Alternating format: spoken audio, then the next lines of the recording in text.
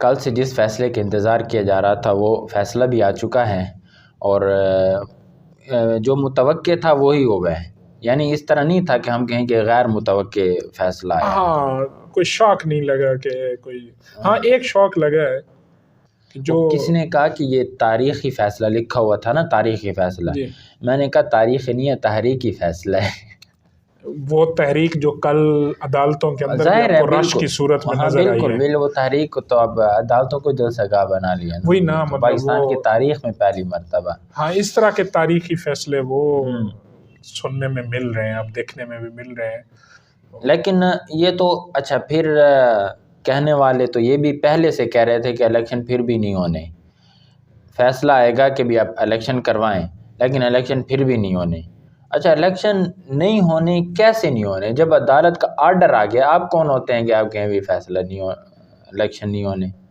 دیکھیں عدالت کا فیصلہ مطلب اپنی جگہ پر، گراؤنڈ ریالٹیز کیا ہوتی ہیں. جس طرح ہمیں آج کل عدلیہ یہ کہہ رہی ہوتی ہے نا کہ ضمیر کے مطابق ہم نے ضمیر کی آواز سنی ہے، اور آئین کے اوپر دستک آ رہی تھی اور وہ دستک سنی ہے. تو دستک جس دروازے پہ گئی ہے، اور یہی دستک جب دوسرے جس ادارے پہ جا رہی جس نے الیکشن کرانا ہے، تو وہ بھی کہہ رہے ہیں نا کہ ہمارا بھی ضمیر کہہ رہا ہے کہ ہمارے پاس ہے ہی کچھ نہیں، ککھ نہیں ہمارے پلے. تو یہ کوئی الیکشن کوئی ایسے تو نہیں ہے کہ بھئی خالی ڈبیوں کی بات تو ہے نہیں. کل کو اگر عدالت توہین عدالت لگا دے پھر کیا کرے گا وہ ادارہ؟ یہ سہارا پھر بھی عدالت ہی دے گی الیکشن نہ کرانے کا، یہ بھی آپ دیکھنا. وہ تو وزیر قانون صاحب کہہ رہے تھے کہ بھی ہائی کورٹس میں یہ پینڈنگ ہے. ہائی کورٹس میں بھی پینڈنگ ہے. اس کے بعد یہ فیصلہ عدلیہ کا جو لارجر بینچ تھا وہ بھی ٹوٹ چکا تھا، اور اس میں سے بھی اگر دیکھا جائے تو پھر 4 ججز تو وہ ہیں نا جنہوں نے بالکل اعتراض کر دیا اس پر. باقی 5 بچے تھے. 5 میں سے بھی 2 ججز جو ہیں وہ بھی اپنا فیصلہ اس میں نہیں دے چکے. وہ تو اس بات پہ دیکھیں کہ قابل سماعت ہے یا نہیں ہے. ہاں جی. تو اب توہین عدالت کی سماعت کون کرے گا؟ ہاں بالکل ظاہر ہے. مطلب وہ ایسے تو نہیں ہوگا. توہین عدالت کا یہ مقصد نہیں ہے کہ اگر 90 روز میں الیکشن نہیں ہوتا تو بس توہین عدالت لگ گئی اور کوئی سزا نہیں. اس کا ایک دوبارہ کیس لگے گا، اور اس کیس کے اندر پھر سماعت ہوگی. اس سماعت میں پھر ججز بیٹھیں گے. اب اس سماعت میں یہ تینوں ججز تو نہیں بیٹھ سکتے. کیوں؟ جنہوں نے یہ فیصلہ، یہ اس کے کیا بولتے ہیں کامن انٹرسٹ کے خلاف مطلب ہوتا ہے. اچھا یعنی آئین اور قانون میں دیکھو نا، میں کہتا ہوں میری توہین ہوئی ہے اور فیصلہ بھی میں اگر کرنے بیٹھ جاؤں، وہ تو پھر پاکستان میں بہرحال بعید نہیں ہو سکتا ہے.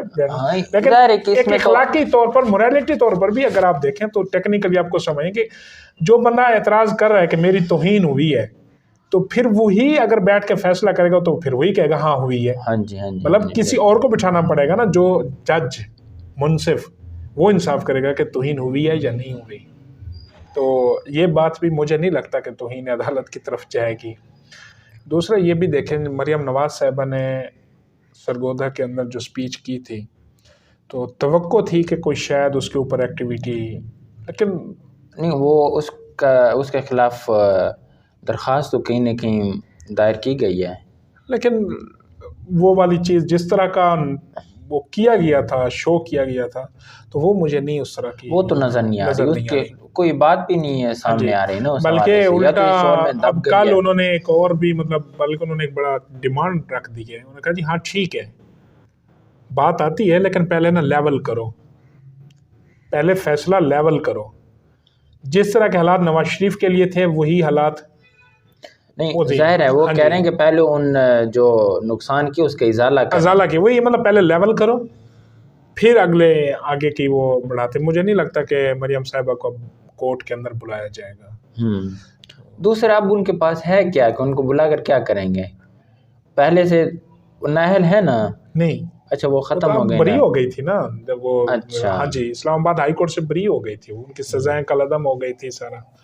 اچھا پھر ایک اور چیز بھی ہے کہ اس الیکشن میں پھر ایک اور فیصلے کے اندر جو چیز وہ ایک تو یہ ہے نا کہ صدر صاحب نے ناجائز اختیارات استعمال کیا.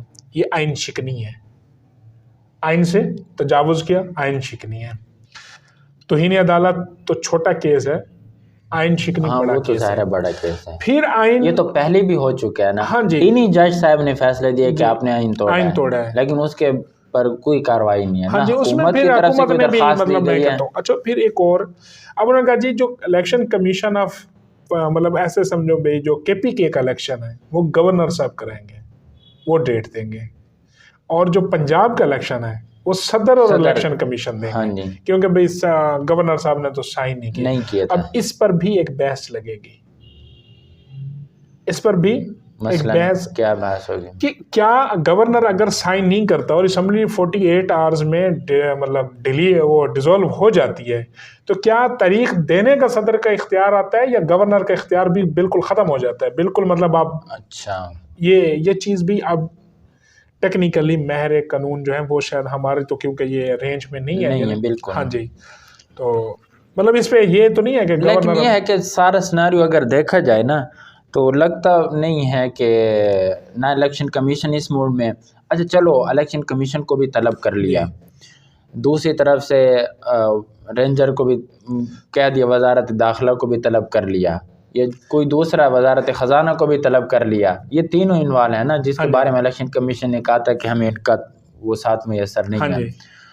تو الیکشن کمیشن کہے گا میرے پاس پیسے نہیں ہیں, پیسے نہیں ہیں, وزارت خزانہ سے کہیں گے بھی آپ پیسے دو, وہ کہیں گے ہے نہیں میں کہاں سے دوں. وزارت داخلہ سے کہیں گے کہ بھی آپ سیکورٹی دیں, رینجر یا فوج ڈپلائی کریں, تو وہ کہیں گے بھی ملک کے حالات گڑبڑ ہیں, ادھر ادھر فوج مصروف ہے. تو پھر عدالت کیا کرے گی؟ عدالت اپنی طرف سے دے گی.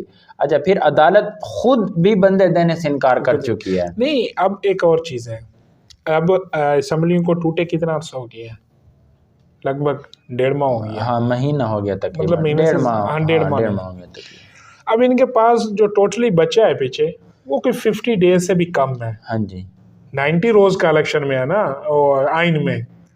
اچھا اب 50 ڈیز کے اندر یہ الیکشن کنٹیسٹ ہو ہی نہیں سکتا, اسکروٹنی کا عمل ہے. اچھا اس میں پھر یہ کوئی چھوٹا سا کوئی ایک حلقے کا الیکشن نہیں ہے, 2 صوبوں کا الیکشن ہے. اس الیکشن میں آپ کو جو افرادی قوت چاہیے, آپ کا زیادہ تر اس کا حصہ جو تھا وہ آپ کا ایجوکیشن ڈپارٹمنٹ پورا کرتا تھا. ایجوکیشن ڈپارٹمنٹ اس ٹائم سینسس شروع کر چکا ہے, مردم شماری.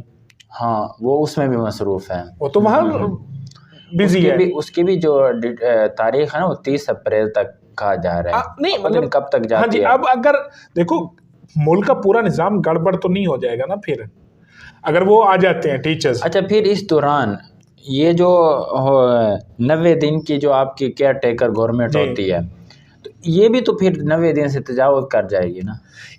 دیکھو اب یہ تشریح کس نے کرنی ہے, آئین کی تشریح پارلیمنٹ نے کرنی ہے. آئین تو پارلیمنٹ نے بنانا ہوتا ہے, تشریح تو عدلیہ کرتی. دوسرا کہ بھئی اب یہاں پر جو خاموشی ہے, اب یہ اندھی رسی تو نہیں ہے نا, اس کے اوپر بھی پارلیمنٹ ہی اپنا, اب پارلیمنٹ اگر کوئی وہ کر دیتی ہے, قانون سازی کر دیتی ہے. ابھی تک تو نہیں سامنے آ رہے ایسی کوئی چیز. وہ اس وجہ سے نہیں آ رہی کہ کیسز مطلب کورٹس کے اندر ہیں, کیسز جو ہیں وہ کورٹ کے اندر ہیں, اس لیے وہ اتنی چھیڑ خانی نہیں جا رہی آئین کی طرف. دوسرا اب اس وقت جو صورتحال اصل مین یہی ہے کہ میرے خیال میں جو ایک اور پاور مطلب جس کا فیکٹر ہوتا ہے وہ اس وقت اس سچویشن میں نہیں ہے کہ وہ الیکشن ہو. اگر کسی نے مطلب اگر الیکشن فرض کرو ہوتا ہے, کنٹیسٹ ہوتا ہے, جس طرح کل خان صاحب نے اداروں کے اوپر نظام مطلب فوج لے کر جی گھس جاؤ, یہ سب یہ کوئی یہ بات نہیں ہے. لوگ مطلب اس کو بڑا وہ کریں جی دیکھیں اتنی بڑی تعداد کہ یہ وہ. میں کہتا ہوں پاکستان کے اندر ایسے کئی سیاستدان کو چھوڑو, یہ جو پرائیویٹ ملائشیا سے دیکھنا گاڑیوں میں تو تعداد آپ کی بڑھ جاتی ہے, اور پھر آپ کی گاڑیاں ہوئی وہ 4x4 والی ہوں تو وہ تو تعداد آپ کے 200 بندہ بھی ہو تو آپ کی گاڑیاں بھی اتنی بن جاتی ہیں, 100 تو گاڑیاں بن جاتی ہیں.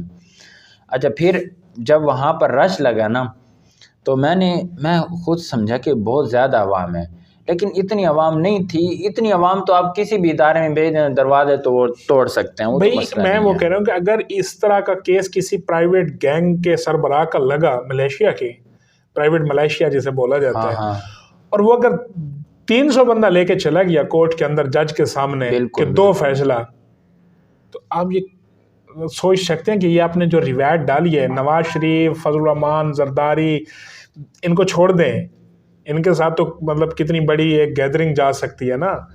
میں ایک پرائیویٹ ملیشیا کے جس طرح یہ گنڈا ٹائپ لوگ ہوتے ہیں، یہ جو چلے جائیں عدلیہ میں 100 بندہ لے کر کمرے میں، اور وہ کل بھی مطلب کچھ اسلحہ وغیرہ کے اس طرح کا سین تھا اس کے اندر جو رش تھا، تو بھائی اس حوالے سے ریاست کیوں نہیں ہاتھ دکھا رہی؟